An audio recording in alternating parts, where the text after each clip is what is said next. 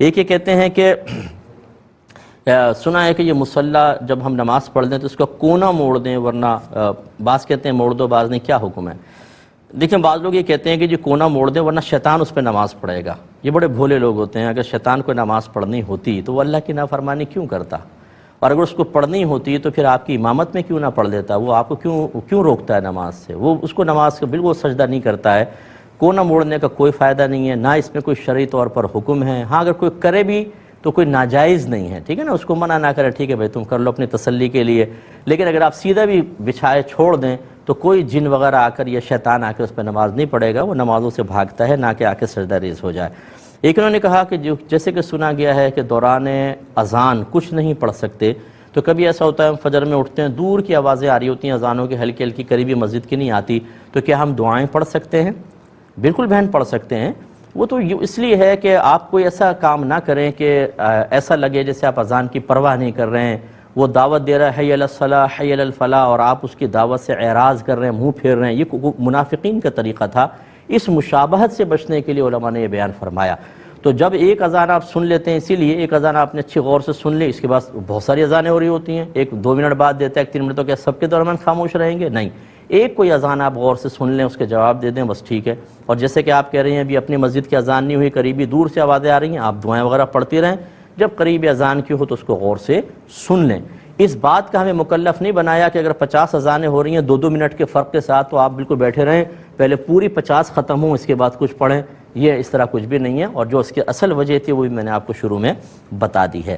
ایک انہوں نے کہا کہ یہ چاند گرہن ہوا تو گھر والوں میں سے کسی نے فتویٰ دے ڈالا کہ بالکل سیدھے لیٹنا، دونوں میاں بیوی، اور لوہا کو ہاتھ نہ لگے، اور ہم نے کر لیا۔ صحیح ہے، یہ بالکل کچھ بھی نہیں ہے، یہ جہالتیں ہیں ہماری۔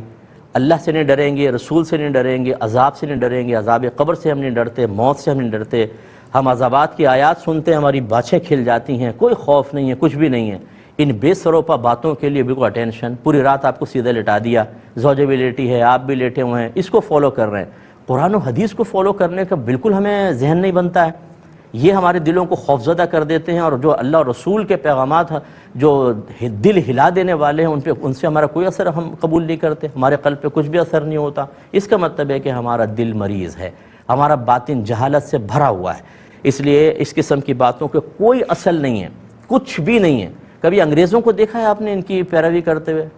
سورج گرہن میں، چاند گرہن کے اندر ان کے بچے کٹے پٹے کیوں نہیں پیدا ہوتے؟ ان کے سب صحت مند اور صحیح پیدا ہوتے ہیں۔ یہ سارا مسلمانوں کے اوپر وبال آئے گا، کیونکہ جہالت ہمارے ہاں بہت زیادہ ہے، علم سیکھتے نہیں ہیں، اور اسی طرح معذرت کے ساتھ ہمارے گھر کے بعض بڑے جو ہیں اس طرح کی بے سروپا باتوں کو گھر میں ایسے نافذ کرتے ہیں جیسے قرآن و حدیث کو نافذ کرنا چاہیے۔ یہ بدعتیں جب نافذ ہو جاتی ہیں، یہ دنیا سے رخصت ہو جاتے ہیں، نسلوں کے اندر وائرس سرایت کر کے چلا جاتا ہے، اور ان کے لیے ہو سکتا ہے، اللہ نہ کرے لیکن ہو سکتا ہے عذاب قبر کا سبب بنے، کیونکہ جو جہالت اور بدعت کو عام کر کے چلے جائے۔ میرے نبی نے فرمایا جو ہمارے اس دین میں کوئی برا طریقہ جاری کرے گا، قیامت تک جتنے لوگ اس پر عمل پیرا ہوتے رہیں گے، اس شروع کرنے والے کے اوپر اس کا وبال ہوگا، اس طرح کہ ان کے گناہ میں کمی بھی نہیں ہوگی، ساروں کا گناہ اس شروع کرنے والا۔ تو گھر کے سرپرست پہ کتنی بڑی ذمہ داری ہے، اور یہ قرآن اور حدیث بیان نہیں کریں گے، اس طرح کی بے سروپا باتیں ساری رات آپ کو سیدھے لٹا کر رکھا، اور پھر اب بچہ بڑا صحت مند پیدا ہوگا، کیا گارنٹی؟ کہاں سے پڑھا تھا بھائی آپ نے؟ نہیں سنی سنائی باتیں۔ اس لیے ان باتوں کی ان کی پرواہ نہ کریں تو بہت بیسٹ ہے، آپ کی باقی مرضی ہے۔